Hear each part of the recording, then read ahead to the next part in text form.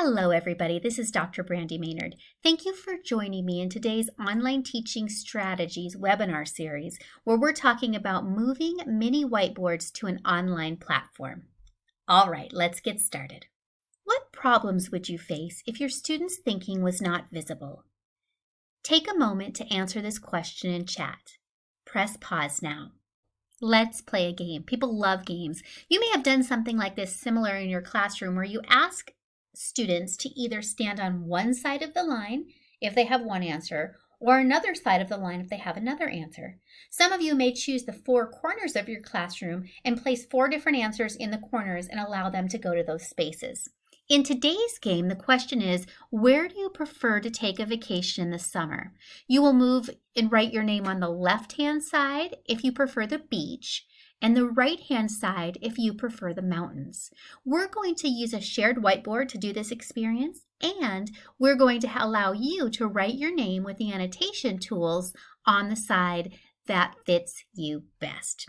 When I say pause, the host will take you into an annotated breakout room, create this T-chart, and ask the question, where do you prefer to take a vacation in the summer? Pause. Well, I'm sure some of you said the beach and others said the mountains. Let's try it thinking about the idea of mini whiteboards. I know in the classroom, when I used to be in the classroom, we would play Jeopardy and students would hold up their mini whiteboard with the answer. This is a great technique because it allows every student to answer, and you can do that in these annotated whiteboards. You do that on the mini whiteboards by claiming a square and sharing your answer to the following question. In the question we're looking at today, the question is, how do you currently use mini whiteboards in your classroom? In a moment, the host is going to take you into the whiteboard feature. The host will draw squares on the whiteboard feature and ask the question, how do you currently use mini whiteboards in your classroom? Jot down ideas that you have. When the host asks you to, you'll write your name in a square and share how you use mini whiteboards in the classroom. Depending on the size, not everyone may be able to answer. Pause the video.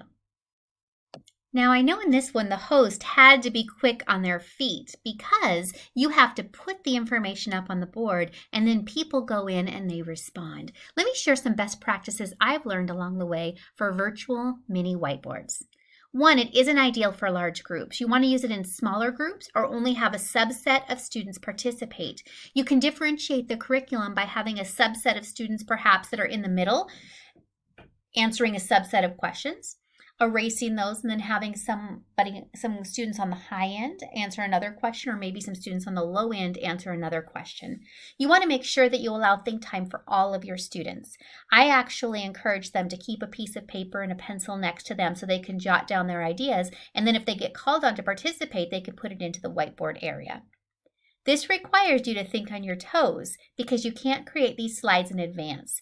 So you can create sketches of what you would like to have up on those whiteboards and be ready to draw those in so that your students can answer on the whiteboard. The host has the ability to remove student answers. This allows you as a host to use the same graphic organizer with different information. So you may use a compare and contrast graphic organizer, and then you can erase all of your student answers and have a new set of students compare and contrast a different idea. You may use certain math problems, have students work those math problems, erase those answers, and have a second set of students use those same problems, or you can rewrite those problems. Or you can simply have a T-chart up there with information like we did and have people decide on the beach or the mountains, write their name, erase all names, and change beach and mountains to something different. What's your favorite holiday? Christmas or your birthday? And then they write that information in. In a larger group, provide multiple ways to answer. There's lots of ways that you can do this. Be creative.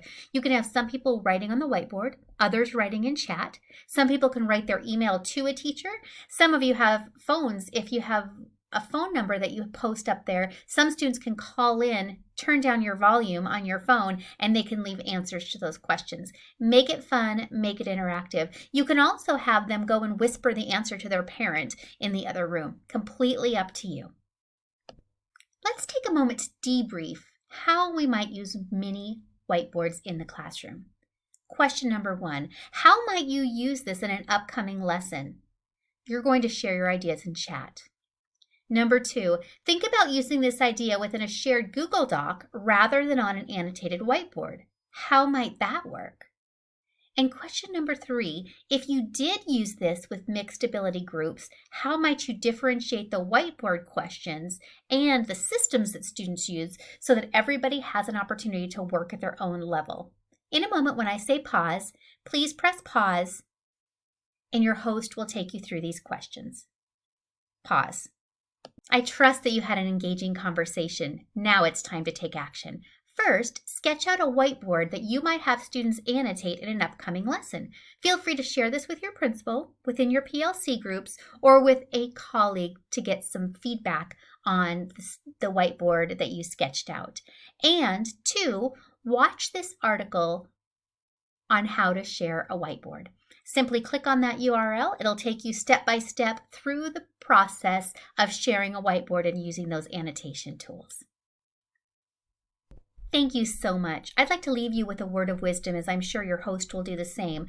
My word of wisdom today is to lean into your inner artist and be creative. People love, love, love the whiteboard feature. Allow them to use it to release their creativity. You don't have to use it just for academic purposes. Allow people to share things on there that are important to them. You can use it to build social and emotional needs, or you can work on academics. Enjoy your time together, and I hope that you found today's session helpful. I'll talk to you next time. Bye for now.